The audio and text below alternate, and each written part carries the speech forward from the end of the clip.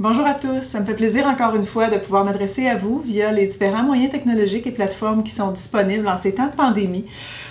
Donc, je voulais en profiter aujourd'hui à l'approche du week-end pour pouvoir appeler certains messages qui sont importants pour notre population, pour notre région, à se rappeler parce qu'on le voit bien, maintenant la situation elle est stable, elle est sous contrôle depuis déjà plusieurs semaines en région, mais évidemment c'est grâce à vous, grâce aux efforts qu'on a faits, grâce aux mesures qui ont été mises en place.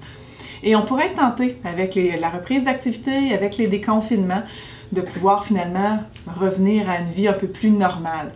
Effectivement, la volonté du déconfinement, puisque maintenant on est dans une période plus stable pour la région, c'est effectivement de pouvoir reprendre certaines activités parce qu'au-delà de se protéger du virus, on a le goût de reprendre certaines activités physiques. Ça fait du bien au moral, ça fait du bien aussi à notre santé mentale, mais il faut le faire différemment.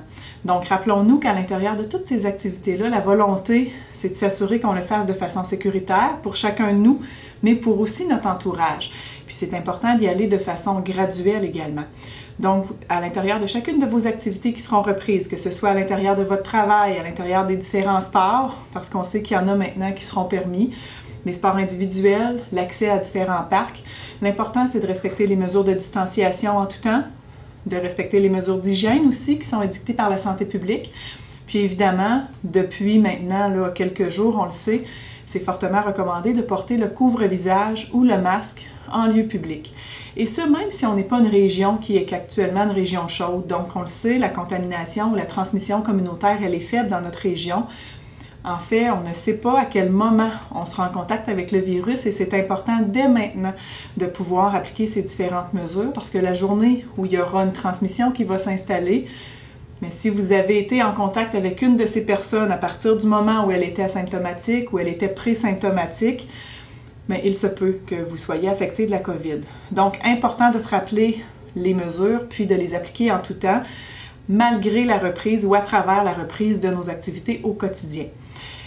Également, on entend plusieurs préoccupations liées à la pêche, entre autres en région, avec la longue fin de semaine qui s'en vient.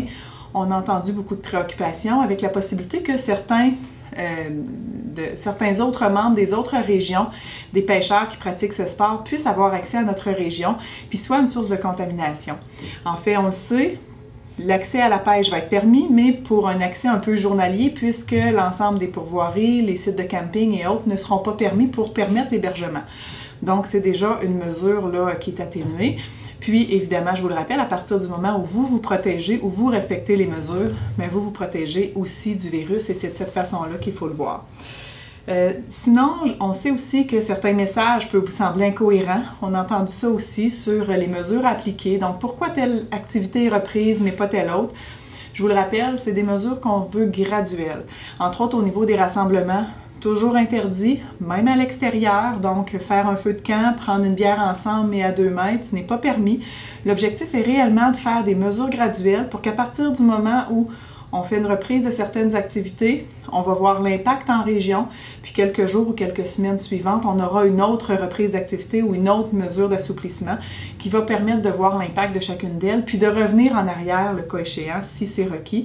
On ne le souhaite pas, mais c'est en respectant chacun les mesures qu'on va y arriver.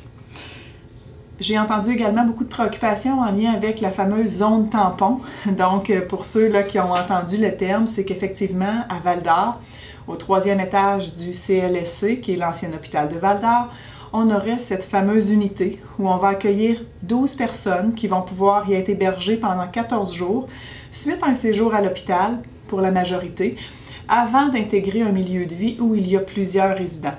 Donc, la raison de cette fameuse zone tampon et du passage obligé de 14 jours en isolement, c'est de s'assurer de ne pas contaminer nos milieux de vie les plus vulnérables. Donc, une personne, avant d'intégrer le CHSLD ou de retourner au CHSLD, avant de retourner en résidence privée pour aînés ou dans une ressource intermédiaire RTF, elle va effectivement devoir passer par cette fameuse zone, y séjourner 14 jours en isolement strict. On va s'assurer qu'elle n'est pas porteuse de la COVID avant de pouvoir l'intégrer dans son milieu de vie. Il y a une exception, les résidences privées pour aînés qui sont capables d'avoir cet isolement strict-là dans l'unité de la personne n'auront pas à utiliser finalement le 14 jours en zone tampon. Je suis bien consciente de l'impact que ça a pour les usagers, pour les familles aussi, parce qu'on vient d'ajouter un 14 jours qui est qui est vu comme étant difficile, effectivement, qui sera parfois même dans un autre territoire de MRC, mais il faut se rappeler le sens du pourquoi on fait ça. C'est réellement pour protéger les milieux de vie, protéger nos personnes les plus vulnérables. Mais je comprends très bien que ça peut être exigeant, puis on va s'assurer de faciliter les contacts avec les différents moyens technologiques disponibles dans cette zone. Puis également, il y aura de la réadaptation possible avec des professionnels, il y aura également des travailleurs sociaux disponibles. Donc, on va s'assurer d'atténuer l'impact de cette période-là pour l'ensemble des usagers et des familles. Dernier élément, je souhaitais revenir aussi sur le fameux couvre-visage, en fait pour rappeler peut-être les différents principes là, qui s'appliquent avec maintenant la recommandation du port du couvre-visage. Il faut se rappeler que c'est dans les lieux publics, à partir du moment surtout où la distanciation sociale peut être compromise ou n'est pas assurée. Donc quand vous allez faire vos courses par exemple en ville. Ça doit s'additionner à toutes les autres mesures, évidemment. Donc, le couvre-visage en lui-même seulement n'est pas la mesure de protection appropriée. D'ailleurs, il y a différentes controverses au niveau du port du couvre-visage, mais ce qui est démontré, c'est que cette mesure-là, en complémentarité avec les autres, pour une personne asymptomatique, présymptomatique, peut effectivement protéger les autres. Parce que le couvre-visage, quand vous le portez, vous êtes en train de protéger les autres, mais si plusieurs personnes le portent, on se protège l'un l'autre et c'est l'objectif du port du couvre-visage. Si vous êtes malade, évidemment, vous restez à la maison, donc vous ne vous dites pas « je vais porter le couvre-visage », donc même si je tousse beaucoup et j'ai plusieurs symptômes, je peux sortir puisque j'ai un masque, non. Quand on est malade, on demeure à la maison. Évidemment, dans le contexte de la COVID, vous allez également vous faire dépister à partir du moment où c'est des symptômes compatibles avec la COVID. Le port de visage n'est pas recommandé pour les enfants de moins de 2 ans, mais je vous dirais pour tout enfant pour qui la consigne va être difficile de bien le porter, de bien l'enlever lui-même ou de ne pas le manipuler, c'est pas recommandé de porter le couvre-visage. Donc même un adulte qui a des incapacités physiques, qui n'est pas capable lui-même d'enlever le masque ou qui pourrait le manipuler, donc avec certaines incapacités par exemple intellectuelles ou autres, c'est pas recommandé de porter le masque non plus. Le port prolongé n'est pas recommandé. Donc vous le portez pour aller faire vos courses, pour aller faire votre sortie en ville, mais rendu à la maison, vous enlevez le port du couvre-visage. Puis, sur le site du gouvernement et du ministère de la Santé et des Services sociaux, l'ensemble des outils sont disponibles à la fois pour pouvoir vous en confectionner avec les bons tissus, pour avoir une protection optimale, la façon de le porter, la façon de le nettoyer, puis la façon de le retirer, évidemment. Dernière nouvelle positive pour aujourd'hui, en fait, vous le savez, les proches aidants ont maintenant accès à l'ensemble de nos CHSLD, l'ensemble des résidences privées pour aînés, à partir du moment où ils respectent des mesures très strictes au niveau de la prévention, contrôle des infections, ils ont une formation, ils signent un consentement, ces gens-là.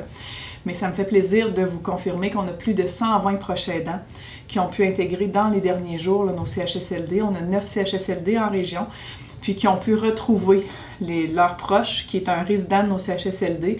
Puis on a des histoires très touchantes là, de retrouvailles finalement après 2 mois de confinement. Donc c'est quand même une action d'humanité à l'intérieur aussi de cette période de pandémie. Et c'est ce qu'on s'affaire à faire aussi là, à l'intérieur de l'ensemble de notre organisation au niveau de notre offre de services. Donc je vous remercie, je vous souhaite un bon week-end, à la prochaine.